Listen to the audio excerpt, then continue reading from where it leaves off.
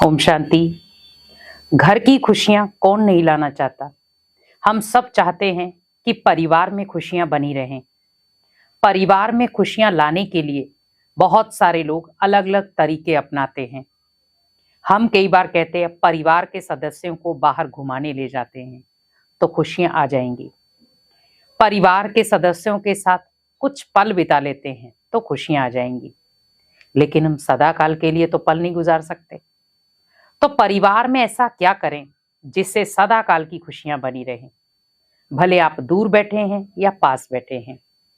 क्योंकि परिवार की खुशियां मायने रखती हैं कि हम किस तरीके से परिवार को खुश रखते हैं, परिवार में सुख समृद्धि लाते हैं। हमें सबसे पहले ध्यान रखना है कि परिवार हमारा संगठन है। परिवार हाथों की वो 5 उंगलियां हैं, अगर हम उसे बंद कर दे तो मुट्ठी बन जाए। लेकिन आज आप देखें, परेशानियों के बीच में भी परिवार एकजुट नहीं हो पाता। आपसी मनमुटाव, रिश्ते इतने खराब हो चुके हैं कि छोटी छोटी बातों में टूटने की कगार पर आ जाते हैं। एक व्यक्ति अगर पूरे घर में रिश्ता निभाने की कोशिश कर रहा है तो 4 उसे तोड़ने वाले भी बन जाएंगे। बहुत सारे लोग कहते हैं कि हमने पूरी कोशिश की रिश्ता निभाने की, लेकिन सामने वाले ने उस रिश्ते की कदर नहीं की, इसीलिए रिश्ते को तोड़ना पड़ा, रिश्ते में दूरियां बनानी पड़ी। लेकिन ऐसा क्यों हुआ? कोई व्यक्ति नहीं चाहता है कि अपने परिवार की खुशियों को किसी की नजर लग जाए, परिवार की खुशियां खत्म हो जाएं। क्योंकि आज परिवार की खुशियां कोई और नहीं तोड़ रहा, हम खुद ही तोड़ रहे हैं और हमारे संकल्प तोड़ रहे हैं। अगर हम अपने परिवार में खुशियां लानी है तो आप कम से कम भी ये 2 चीजों का विशेष ध्यान रखें।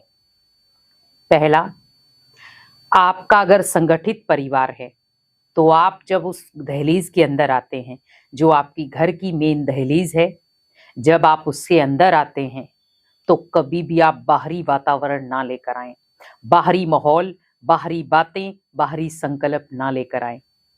आपके साथ दिनचर्या में क्या हुआ है, आपके साथ दिनचर्या में क्या घटित हुआ है, इससे अच्छा है आप अगर दिनचर्या में कोई भी काम कर रहे हैं, कोई भी हेडेक है आपको, या कोई भी प्रकार की किसी के साथ आपकी अनबन हो गई है, कोई भी आपने ऐसा काम किया है जो आपको वो अंदर ही अंदर खा रहा है, तो मैं आपको एक ही चीज बोलूंगी, उस चीज को, उस नेगेटिविटी को घर की दहलीज के अंदर आने से पहले आप किसी आध्यात्मिक स्थान पे 10 मिनट जाएं।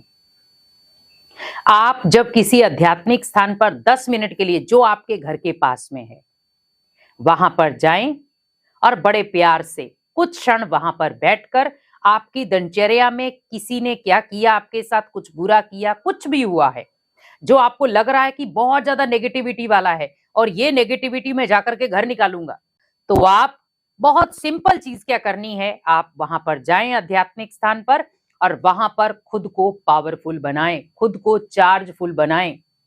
और आपके मन में जो भी बातें चल रही हैं, जो आपने परिवार में जाकर बोलनी थी, वो बातें भगवान को बोल दें कि भगवान, इस आत्मा ने मेरे साथ ऐसा किया। जो भी आपके मन में कोई भी नकारात्मक चीजें चल रही हैं, सब आप उसे सुना दें। अब आप जब आध्यात्मिक स्थल से 10 मिनट के बाद उठेंगे, क्योंकि घर में आप सोच ले कि मैं 10 मिनट के बाद ही जा रहा हूं, तो जब आप 10 मिनट के बाद अपने घर में वापिस आएंगे, जब आप घर की दहलीज के अंदर कदम रखेंगे, तो कदम कहां के होंगे? आध्यात्मिक स्थल के, उस स्थान के जहां पर बहुत पॉजिटिविटी है, जहां पर नकारात्मकता का एक बूंद तक नहीं है, और आप खुद भी सकारात्मक होगे और आपके कदमों से भी सकारात्मकता आपके घर में आएगी। तो घर की दहलीज से विशेष आप ध्यान रखें, कोई भी नकारात्मक चीज हमारे घर में नहीं आनी चाहिए। बहुत सारे लोग कहते हैं घर में कला कलेश होता है तो घर में हवन करा लेते हैं, घर की शुद्धि करा लेते हैं, पर हमें जरूरी है यहाँ की शुद्धि, मन के संकल्पों की शुद्धि चाहिए। अगर आपके मन के संकल्पों की शुद्धि नहीं हुई तो घर की शुद्धि भी क्या करेंगे आप? चलो आपने घर की शुद्धि भी कर ली, पर आप फिर भी उस नकारात्मक माहौल में तो जाएंगे ही, जहां पर बहुत सारी अशुद्ध चीजें आपके सामने आएंगी। तो आप क्या करेंगे? तो उसके लिए सबसे बड़ा है, आप खुद को पावरफुल बना लो, ताकि कोई भी अशुद्ध चीज आपके साथ टकराए पर आपकी स्थिति नीचे ऊपर ना हो। क्योंकि आज बढ़ती हुई रिश्तों में दूरियों का कारण क्या बन रहा है? नकारात्मकता। तो हमें उस नकारात्मकता को पॉजिटिविटी में परिवर्तन करना है।